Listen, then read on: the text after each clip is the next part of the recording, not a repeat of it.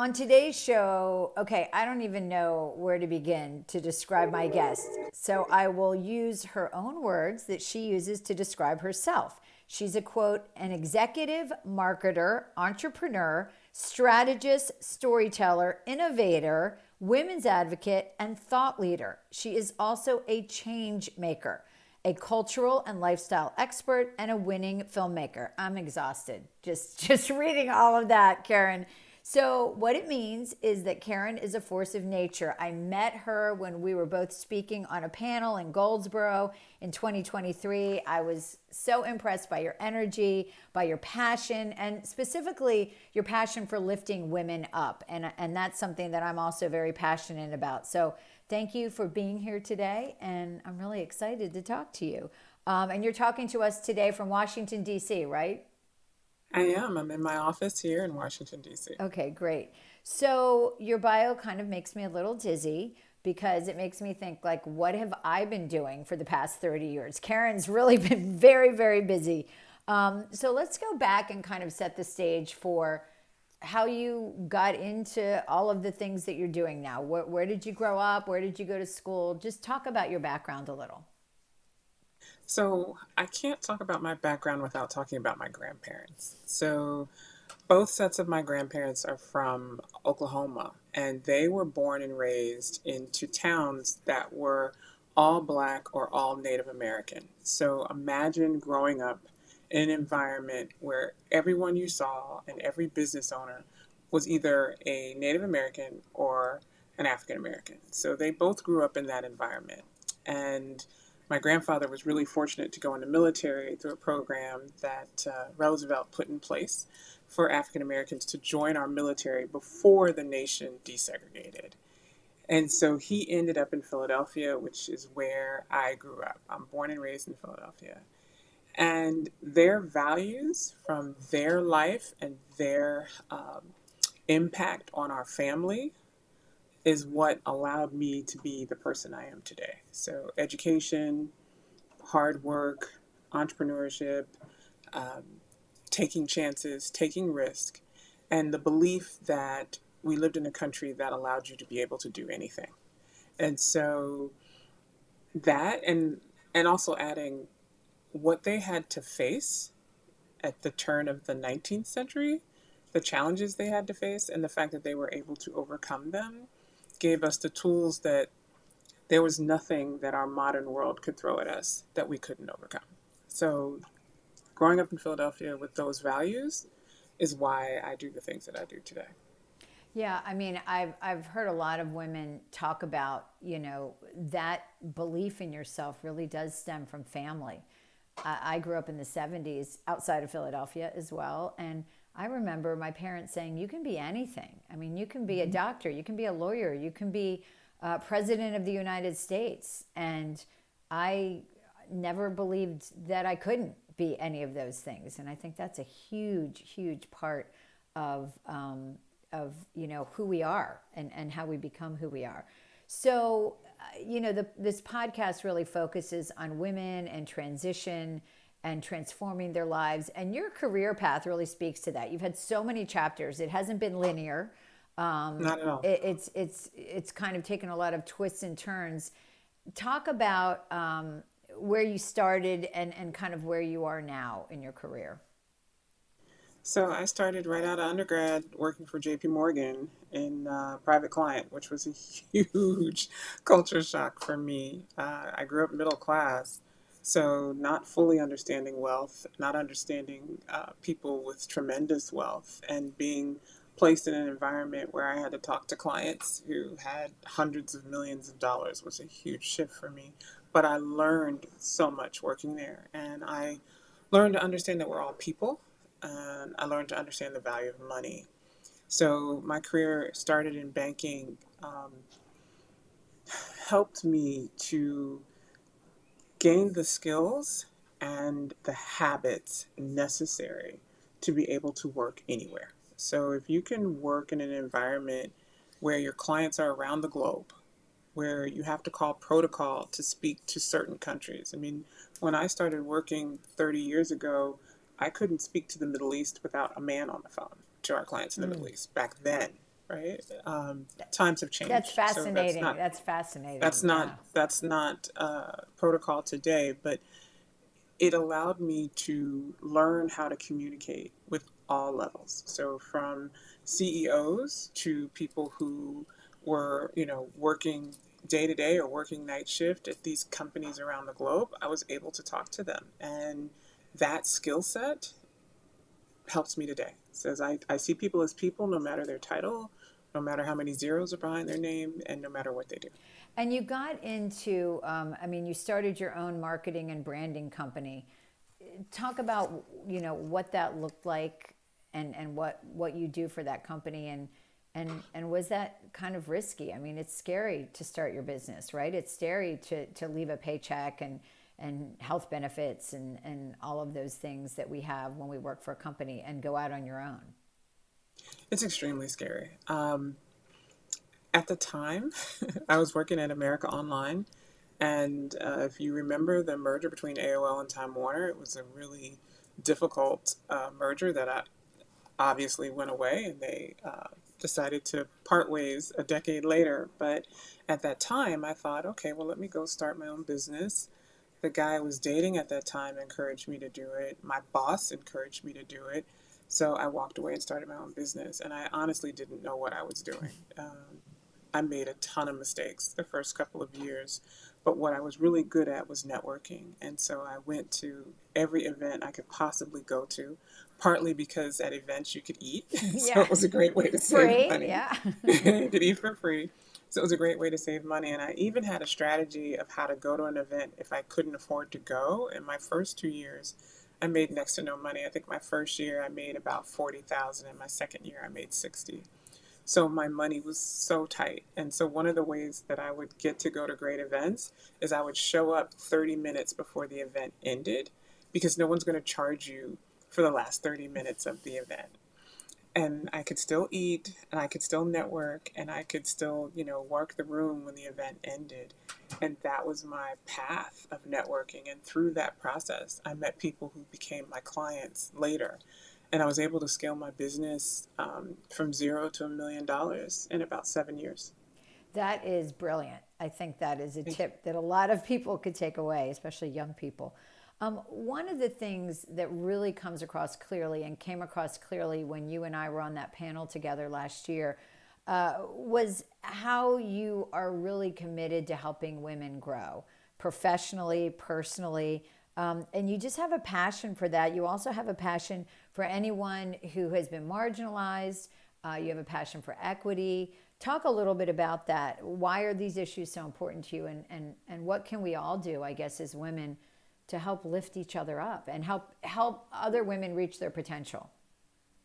Well, as I tell people, we're fighting thousands of years of programming, that women are relegated to certain types of roles. That's what we're fighting. And so I believe that as we were raised, that as women, we can do anything. And that God gave us the same brain that He gave to man.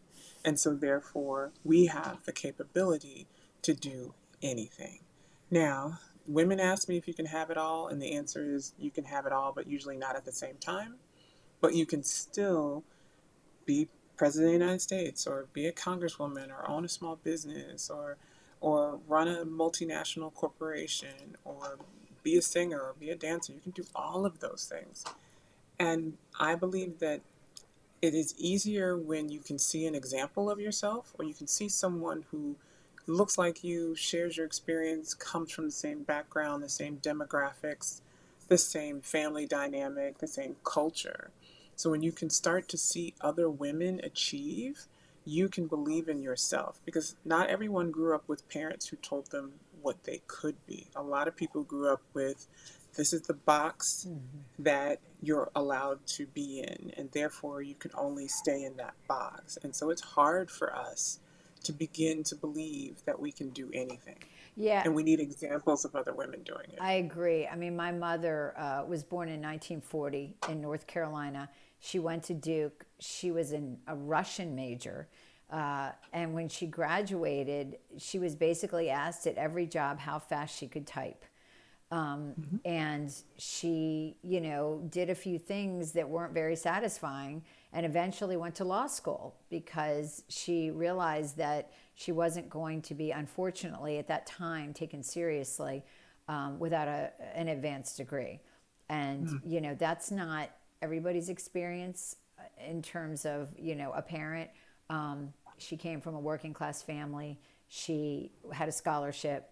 But again, even as hard as she worked and as well as she did in college, she was not considered to be a person who could have a professional job at that time, which was 1962. So, we learned from the generations before us, and now hopefully the generations after us are going to be learning from us. One of the things that is very important. I mean, you're very angled in education right now. Talk about what you're doing right now. You're working for charter schools in Washington D.C. and really, what role does education play in all of this in terms of us as women advancing, whether we're younger women coming right out of school or women in midlife? So I'm going to speak on education in general, and that it's critical for this country. Number one, and we are in trouble. There's nobody that's going to tell you that we're not. We're in major trouble. We need to fix education in this country, which was part of the reason why um, I came in house. The company I work for was a client of my firm, and I came in house to work to help because it's needed. Education is so important. I'm not saying that you need every advanced degree. I'm not that person. And we live in a world today where technology allows you to learn, that you can continuously improve your skills. What is important is that throughout life, we are continually learning. So if you didn't get it in K through 12, you try to get it in college. And if you didn't get it in college, you can take classes. You can learn Excel. You can learn another language. You can learn a skill set. You can learn artificial intelligence.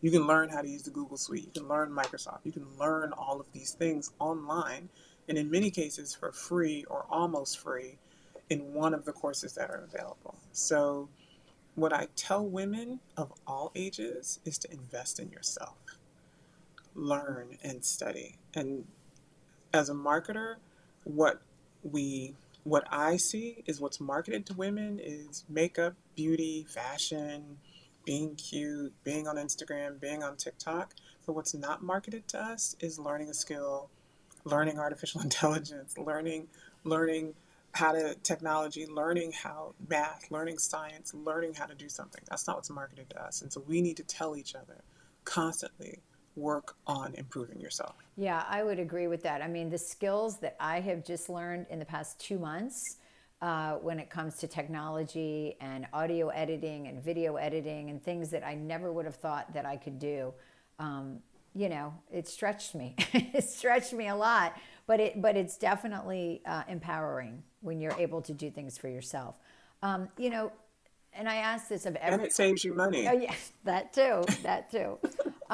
I ask everybody this, but this podcast is a lot focusing on women over 50, transformation, but specifically at a time when a lot of us, maybe don't feel as relevant as we once were. Some women have even described it as feeling invisible after a certain age, that people aren't considering you as a person that could have any value in your professional life. And it's something I think we have to overcome within ourselves and also within society. So what's some advice that you would give to women who are feeling that way? And I admit that I have moments where it hits me as well. So let me first start off by saying that. What I'm constantly doing is pushing myself.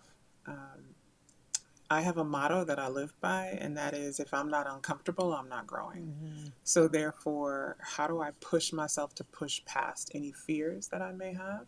So, if I have a fear around how do I show up, how do I stay relevant, how do I push who I am out into the world, I just do it. And I have faith that my tribe will find me or that people will find me and that my content or my words or my example or my leadership is impactful. And thankfully, that it's still relevant and people still seek me out. So I'm thankful for that. But I admit that it's difficult and I have moments of self doubt, but I constantly, constantly, constantly pushing. And I don't allow that self doubt to linger longer than just a thought. And then when I have the thought, it's like, okay, let it go, keep going. Exactly. I think that's great. I mean, I think back to when I wrote my first book in 2007. Well, published it. I didn't know anything about writing a book. I just said, well, I'm just going to do it. And maybe I'll find an agent and maybe I'll find a publisher. Um, and it wasn't easy, but it happened. And I think that there is something about just manifesting that thing, right? You know, I want to make a podcast about women. I'm making a podcast about women. Um, And I'm happy you did. yeah, Karen, I think one of the things that keeps coming up for a lot of women, and a lot of women my age, our age, um, is curiosity. That I feel like if we're curious about the world around us and curious about people, that we're constantly going to be finding new paths. And I sense that you are a person who is endlessly curious. I mean, that's the vibe I got from you, you know, when we met. Um, Talk about that a little bit. How does that help you find new pathways and new challenges? Thank you for describing it that way because that's exactly what it is. I read all the time and I'm constantly learning, and therefore that curiosity, just something happens that sparks a curiosity. And I begin to think through, okay, well, if I had time to go down this path, what would I want to discover? What would I want to learn? What are the opportunities to learn on this particular path? And so, as I've grown as an individual and as a woman and had this type of experiences in life, you begin to put the pieces together to say, oh, this is an area that I need to improve on in order to be a better expert at this. So, a lot of times the curiosities align. And then sometimes they surprise me and they come out of left field. Believe it or not, I have a hobby that I can't wait to have some time to put into. Oh, And, it's amazing how life aligns. When you take a step towards whatever the goal is that you're trying to achieve, you'd be surprised how things line up. Look at you in this podcast and look at how it's lining up because you're taking the steps that you needed to do in order to satisfy your curiosity of hosting a podcast for women over 50. okay. So now you know that I have to ask you, what is the hobby? Can you share it with us? Yeah. So, um, I started studying the creation of the church, right? Just pure hobby, studying the creation of the church. And I wanted to understand what happened from death of Jesus to creation of the Bible. And in that process, I started learning about religions, all types of religions, Judaism, Islam, Catholicism, and then understanding the politics, the culture, the social issues that were impacting all of this in order to create religions. And so it's a hobby. It's been an incredible journey for me. It's nothing to do with my career, nothing to do with what I do professionally, but it has helped me be a better human being and better to talk to people of different faiths and different backgrounds because I understand a lot of how these religions came to be and understand a lot of the social and political dynamics that caused them to be created and how they interact and intertwine with each other for the past 2,000 years. And so it's a great hobby and I love it. I wish I had more time to devote to it, but I enjoy when I find a book and I can take a moment to read about it. And what an important time in the world to have that knowledge, to have that history, to have that context. I mean, that sounds amazing. Well, I know you probably have a huge list of things you want to do, but what haven't you done that's on your bucket list? On my bucket list? It's probably, I mean, it's probably like a scroll. Like you probably just like it would go down a hallway. It's not that bad. I will say this. I have a list of goals. I have 202 things. Some are bigger and some are really Oh, teeny, really okay. I small. like Some are that. really, really small. So I'll pull one or two big things. Okay. Big things. I'd like not climb, but go. I'd like to go to base camp of Kilimanjaro. Okay. I don't want to climb Kilimanjaro, but I'd like to get to base camp. I'd like to do that. That's on my bucket list. I really want to go. I have not been to Yellowstone, so I'm really anxious to go to Yellowstone and to just be in the park, middle of nowhere. That's on my bucket list. Um, One other thing that's on my bucket list, I've never been to Australia, so my bucket list is a lot of travel. Oh, yeah. I think most people's bucket list is a lot of It's a lot travel. of travel. Yeah. I I have a goal to have very few regrets when my life is over. Oh, I I want to like that. I want to get to the end and say I did everything I set out to do and I didn't allow anything to stop me. Yeah, So, I like that. Just a goal to not have regrets. I think that's really strong. I think that's a really good goal. and it's a big goal because we all have regrets, right? So, it's something that if whenever something's holding me back, I'll say to myself, how would I feel at the end? If tomorrow is my last day on earth, how will I feel? Is it something I really want to do? And then I'll do it. I hear I you. give myself permission to do it. That makes sense. Well, Karen, how can people follow your journey to your 202 goals? Um, where can they find you?